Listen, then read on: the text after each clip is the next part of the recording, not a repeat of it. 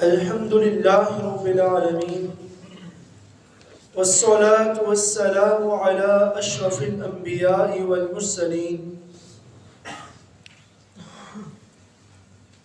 انسان کی حیثیت اس دنیا میں اللہ کے نائب اور خلیفہ کی ہے، اور انسان کی تخلیق، اس کی پیدائش کا پہلا اور اولین مقصد یہی تھا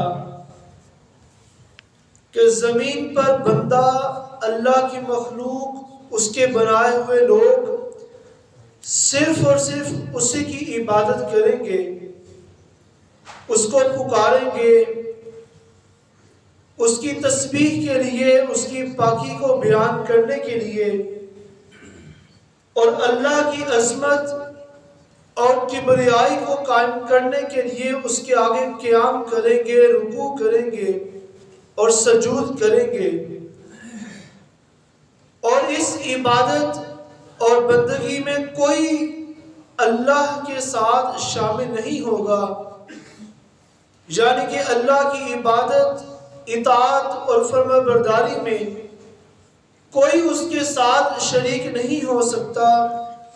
یہی ہر نبی کی تعلیم تھی، اور اسی کے لیے انسان کو اللہ تعالیٰ نے دنیا کے اوپر اپنا نائب اور خلیفہ نامزد کیا تھا۔ عبادت محض اللہ رب العزت کے لیے جائز ہے، اور حقوق اللہ میں پہلا حق یہی ہے کہ بندہ خالص اللہ کی رضا کے لیے اس کو پکارتا رہے، اس کی عبادت کرے۔ ہمارا یہ ایمان کامل ہو کہ اللہ رب العزت کی ذات اپنی ذات میں یکتا ہے، اس کی صفات جیسی صفات کسی اور میں نہیں ہے، اس کی ربوبیت، الوہیت اور اس کے اچھے نام اسی کے ہیں۔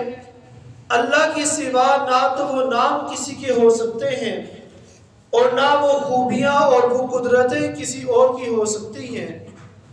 یہ اسلام کا پہلا عقیدہ ہے، جسے عقیدہ توحید کہا جاتا ہے، کہ ہر لحاظ سے اللہ تعالیٰ کو یکتا مانا جائے۔ سورۃ الحج کی آیت نمبر 73 آپ کے سامنے رکھنی ہے۔ اللہ تعالیٰ ارشاد فرماتے ہیں، یا ایھا الناس ضرب مثل فاستمعوا لہ، اے لوگو تمہارے سامنے ایک مثال بیان کی جاتی ہے، پس تم اسے غور سے سنو۔ یہ مثال کیا ہے؟ اللہ تعالیٰ فرماتے ہیں، بے شک جنہیں تم اللہ کے سوا پکارتے ہو وہ ایک مکھی بھی پیدا نہیں کر سکتے، اور اگرچہ وہ اس کے لیے سب کے سب جمع ہو جائیں، اور اگر ان سے مکھی کوئی چیز چھین لے تو وہ اس سے واپس نہیں لے سکتے۔ طالب اور مطلوب دونوں ہی کمزور ہیں، یعنی کہ مانگنے والا اور جس سے مانگا جا رہا ہے وہ دونوں ہی کمزور ہیں۔ یہاں اللہ تعالیٰ نے انسان کو مثال کے ساتھ سمجھایا ہے کہ لوگ اللہ سے ہٹ کر جس کی عبادت کرتے ہیں ان کی حیثیت تو یہ ہے کہ وہ ایک مکھی کو بھی نہیں بنا سکتے۔ اس کائنات کی سب سے چھوٹی اور حقیر مخلوق ہے وہ مکھی، جسے انسان پسند بھی نہیں کرتا، جو گندگی کے ڈھیر پر بیٹھتی ہے، وہاں سے رس لیتی ہے، اور پھر وہ انسان کے لیے بیماری کا بھی ذریعہ بن سکتی ہے۔ یہ سارے لوگ جھوٹے معبود اگر مل بھی جائیں تو وہ اس مکھی کو نہیں بنا سکتے، یہاں تک کہ اس کا ایک پنکھ نہیں بنا سکتے۔ اور اگر کوئی مکھی ان سے چیز لے جائے، کوئی چیز اچک لے جائے، تو یہ اس سے واپس نہیں چھین سکتے۔ اس قدر بے بس ہیں، اس قدر کوئی اختیار نہیں رکھتے۔ تو پھر مانگنے والا اور جس سے مانگا جا رہا ہے وہ دونوں ہی کمزور ہیں۔ اور پھر دوسرے مقامات پر بھی اللہ تعالیٰ نے ایک مثال دی اور فرمایا کہ تم جنہیں اللہ کے سوا پکارتے ہو وہ قطمیر کے بھی مالک نہیں ہیں، وہ کھجور کی چھوٹی سی گٹھلی کے اوپر ریشے، وہ ایک ایک ریشہ ایک ایک بال، اس کو بھی بنانے والا اللہ ہے۔ اگر کائنات کے سارے جھوٹے معبود مل بھی جائیں تو وہ قطمیر کو بھی نہیں بنا سکتے۔ تو پھر اندازہ لگائیں کہ انسان پر کس حد تک لازم ہے کہ وہ صرف اور صرف اللہ کو پکارتا رہے۔ اور پھر یہاں ایک آخری بات آپ کے سامنے رکھنی ہے، جس طرح ساری مخلوقات میں سے افضل ترین مخلوق انسان ہے، انسانوں میں سے سب سے افضل انبیاء علیہ السلام ہیں، اور نبیوں میں سب سے افضل المرسل اور افضل النبی وہ جناب محمد رسول اللہ صلی اللہ علیہ وسلم ہیں۔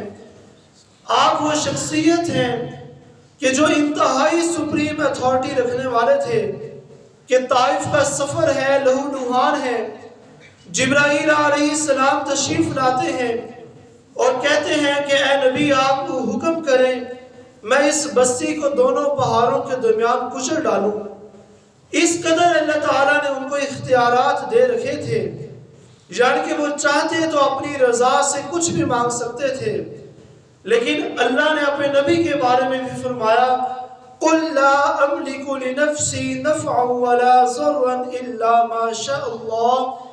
اے نبی آپ کہہ دیجئے میں اپنی جان کے اوپر نفع اور نقصان کا اختیار نہیں رکھتا مگر جو اللہ چاہے۔ یعنی کہ جب نبی کے پاس یہ اختیار نہیں ہے کہ وہ خود سے اپنے آپ کو فائدہ پہنچا لے یا پھر نقصان پہنچائے، تو پھر انسان کو سمجھنا چاہیے کہ تمام تر چیزوں کے اختیارات کل مختار اللہ ہی کا ہے، وہی قادر مطلق ہے، انسان کے سارے معاملات کو سنبھالے ہوئے ہے۔ تو ہمیں چاہیے کہ اللہ ہی کی عبادت کریں، شرک سے، بدعات سے، گمراہی کے راستے سے اپنے آپ کو بچا کے رکھیں، اللہ ہی سے التجا کریں، اسی کے آگے جھک دیں۔ اللہ کے سوا جھکنا، کسی اور سے التجا کرنا تعظیم کے ساتھ، عزت کے ساتھ، یہ سب حرام ہے اور وہ شرک کے زمرے میں آتا ہے۔ اللہ رب العزت سے دعا ہے کہ اللہ تعالی ہمیں خالص اسی کی عبادت کرنے کی اور اسی سے رجوع کرنے کی توفیق عطا فرمائے۔ آمین وآخر دعوانا ان الحمد للہ رب العالمین۔